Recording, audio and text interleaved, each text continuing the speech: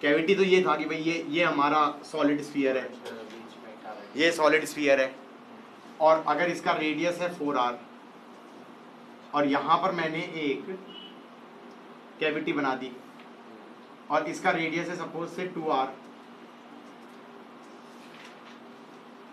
और इस पे डेंसिटी है रो, और वो कह रहे हैं यहां पर r पे इलेक्ट्रिक फील्ड निकालो पॉइंट P पे, और फिर इस r पे यहां पर निकालो इलेक्ट्रिक फील्ड पॉइंट Q पे। तो एक तरीका तो करने का क्या है, बहुत बिल्कुल बेसिक्स पे चले गए। हमने कहा कि भाई एक पूरा सॉलिड स्फीयर ले लो जिसपे चार्ज डेंसिटी क्या है, रो, पूरे पे रो है। अब वहां पर कितने पे पूछा है, 2r और r, यहां पर पूछा है ना फील्ड कैसे हो जाएगी, रो, ये कितना हो गया √5r, ये एंगल थीटा हो गया, ये थीटा हो गया, तो रो √5r बाई 3ε0। हाँ या ना, गॉट इट। दूसरा मान लो अब ये तो तुमने बेसिकली पूरे पे रो मान लिया, लेकिन यहां पे तो कैविटी थी, ये कैविटी थी, तो यहां पर एक माइनस रो वाला भी डाल दो। तो माइनस रो वाला डालोगे तो तुमने ऐसे डाल दिया जिसका सेंटर यहां पर है, माइनस रो, तो इसके कारण फील्ड इस पॉइंट पे उसकी तरफ हो जाएगी, सेंटर की तरफ, वो हो जाएगी रो r/3ε0। अब यहां पर दो एक्सिस ले ली, एक एक्स एक्सिस ले लिया, एक वाई एक्सिस ले लिया, ये आ जाएगा साइन थीटा और कॉस थीटा, तो ये आ जाएगा rho √5r by 3ε0 cos theta, cos हो जाएगा 2/√5, 2/√5, हाँ या ना, और ये हो जाएगा rho √5r by 3ε0 sine theta, sine theta कितना हो जाएगा 1/√5, 1/√5, √5 काट दिया, ये आ गया रो r/3ε0, ये आ गया, ये तो कट गया, ये तो कट ही गया ना पूरा, ये और ये तो कट ही गया, तो फिर यही वाला बचा, ये कितना बचा, रो 2r/3ε0, that's electric field at point P। अब Q पे करेंगे तो पूरे को रो माना, पूरे को रो मान लिया, तो क्या आ जाएगा, इधर की तरफ आ जाएगा रो 3r/3ε0, और फिर यहां पर माइनस रो मान लिया, तो इसकी तरफ हो जाएगा सेंटर की तरफ रो r/3ε0, तो नेट कितना हो गया, रो 2r/3ε0।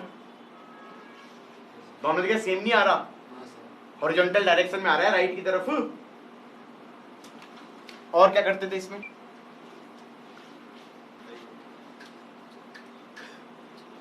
ये हमारा सॉलिड स्फीयर है और उसमें स्फेरिकल कैविटी है, इसका सेंटर इधर था C1, इसका सेंटर इधर था C2, और किसी random point P inside the cavity पे पूछा गया है, किसी रैंडम पॉइंट P पे पूछा गया है। गाइस मैं ये कह सकता हूं जहां पर इसमें पूरे पे रो है, charge per unit volume, obviously non conducting रहा होगा, क्योंकि कंडक्टिंग पे तो फिर सरफेस पे आ जाता है, यहां पर इसके कारण इस पे भी रो मान लूं, पूरा बना दो, पूरा सॉलिड बना दो, तो पूरा सॉलिड बना दोगे तो P पॉइंट पे इलेक्ट्रिक फील्ड कैसे हो जाएगी, इधर की तरफ E1, ये हो जाएगी रो, R का रोल प्ले करेगा C1P by 3ε0, C1P basically length हो गई ना, हाँ या ना। उसके बाद यहां पर माइनस रो भी डालो, तो फील्ड P से C2 की तरफ हो जाएगी E2, ये हो जाएगी रो P C2 का मॉड बाई 3ε0, हाँ या ना। अब इन दोनों वेक्टर, इनका वेक्टर सम करना है E1 प्लस E2 का, इनका वेक्टर सम नहीं कर सकते जब तक इनको वेक्टर फॉर्म में लिखोगे नहीं। How can I right that in vector form, ऐसा करो C1 से P की डायरेक्शन में एक यूनिट वेक्टर बना दो, उसको बोल दो R1 कैप। ये R1 कैप कौन सा यूनिट वेक्टर होगा, C1 से P की डायरेक्शन में, इसे ऐसा ना बोल दो सीधा C1 P कैप, इसको ऐसे ना बोल दो E2 वेक्टर इज P से C2 कैप, अब ये चीज क्या बन जाएगी,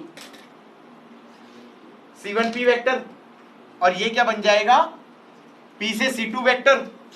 तो नेट फील्ड क्या हो जाएगी, रो C1P वेक्टर प्लस P से C2 vector upon 3 epsilon not.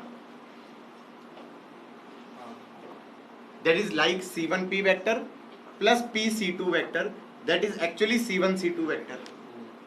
तो ये आ जाएगा रो C1 C2 vector by 3 epsilon not. क्या मैं कह सकता हूँ फील्ड यूनिफॉर्म हो गई, मतलब बेसिकली डायरेक्शन क्या होगी, C1 से C2 की तरफ, C1 से C2 की तरफ इस वेक्टर के अलोंग ऐसे होएगी, ऐसे ऐसे हर जगह यही होगी कैविटी के अंदर। कैविटी क्या इक्विपोटेंशियल है, नहीं, फील्ड लाइन के लॉन्ग चलोगे पोटेंशियल गिरेगा, पागल है क्या, जबरदस्ती इक्विपोटेंशियल है कुछ भी। यूनिफॉर्म फील्ड है, उसके अंदर अगर मैं कोई पार्टिकल छोड़ दूं तो उस पर 3 इक्वेशंस ऑफ मोशन लग जाएंगी, क्योंकि एक्सेलरेशन कांस्टेंट होगा, इलेक्ट्रिक फील्ड कांस्टेंट है तो QE बाय M एक्सेलरेशन। हाँ, अगर कल कोई कहे, अरे ऐसे तो क्वेश्चन इनके पैकेज में थे कि अर्थ ले ली, अर्थ के अंदर गड्ढा कर दिया और यहाँ से पार्टिकल छोड़ दिया, या यहाँ से पार्टिकल छोड़ दिया, वो अंदर गिरेगा, फिर टप्पा खाएगा, कोएफिशिएंट ऑफ रेस्टिट्यूशन। मैंने कहा 3 इक्वेशन ऑफ मोशन लगा रहा होगा बेवकूफ कहीं का। क्यों लग जाएंगी, क्योंकि कैविटी के भीतर ग्रेविटेशनल फील्ड क्या होगी, कांस्टेंट हो जाएगी।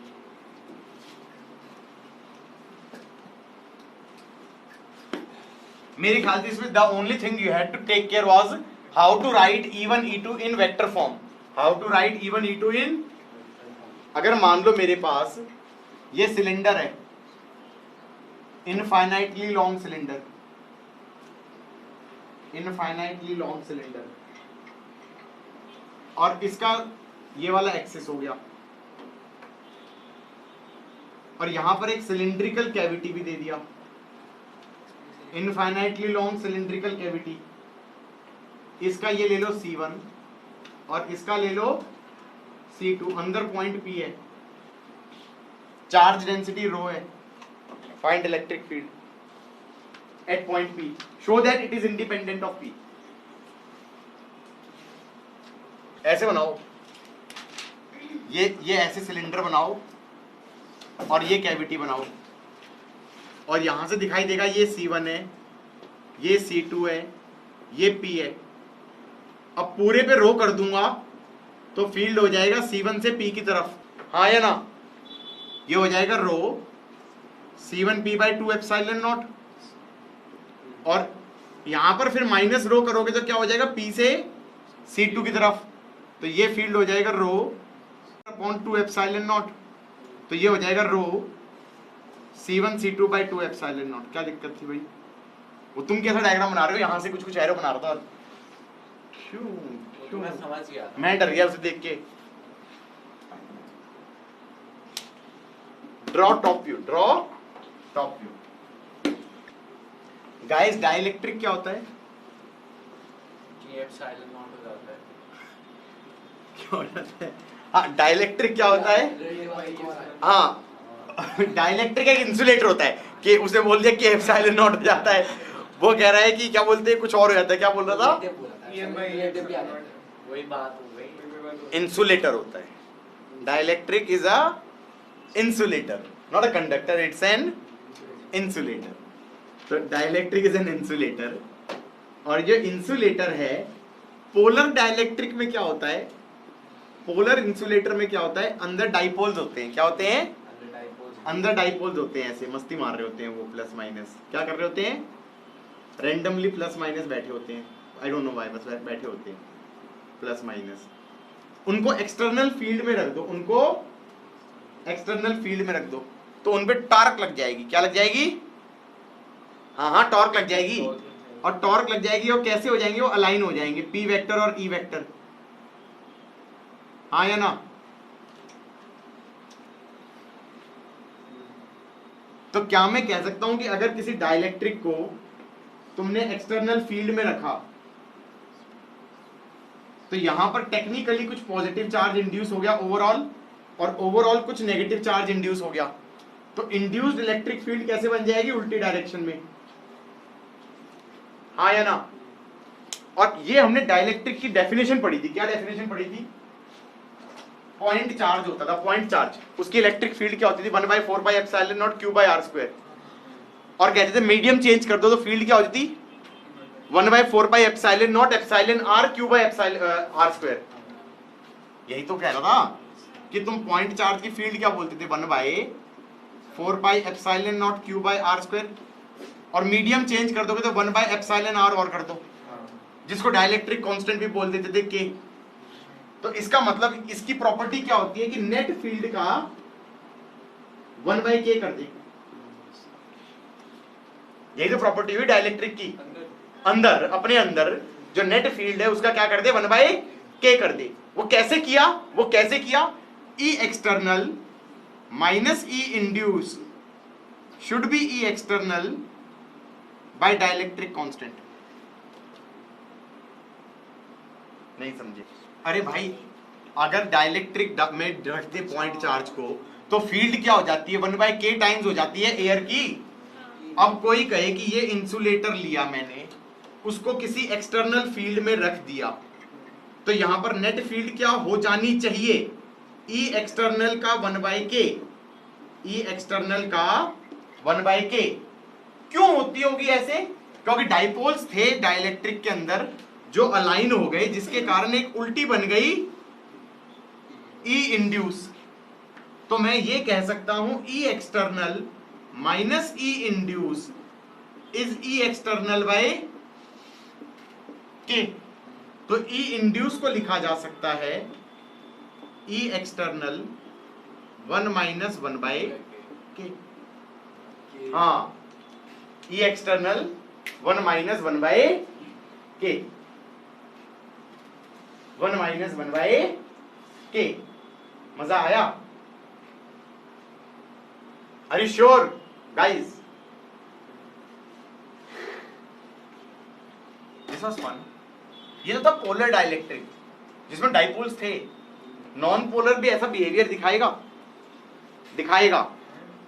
नॉन पोलर तो नहीं दिखाना चाहिए ना। ये न्यूक्लियस है, ये इलेक्ट्रॉन्स हैं। अगर इलेक्ट्रिक फील्ड अप्लाई कर दूं तो इस पे फोर्स इधर लग जाएगी, इस पॉजिटिव चार्ज पे फोर्स इधर लग जाएगी, तो क्लाउड का डिस्ट्रीब्यूशन बिगड़ जाएगा। इधर ज्यादा नेगेटिव हो जाएगा, इधर ज्यादा पॉजिटिव हो जाएगा। पोलर डाइलेक्ट्रिक तरह हो गया। ये न्यूक्लियस था, इलेक्ट्रॉन चक्कर काट रहा था और इलेक्ट्रिक फील्ड में रख दिया, तो इलेक्ट्रॉन पे इधर धक्का लगा, न्यूक्लियस पे इधर धक्का लगा, उधर कुछ पॉजिटिव चार्ज राइट में चला गया, इलेक्ट्रॉन थोड़ा लंबा लंबा चक्कर काटने लगा। हाँ या ना? तो एक तरीके से डाइपोल मूवमेंट तो बन गया ना।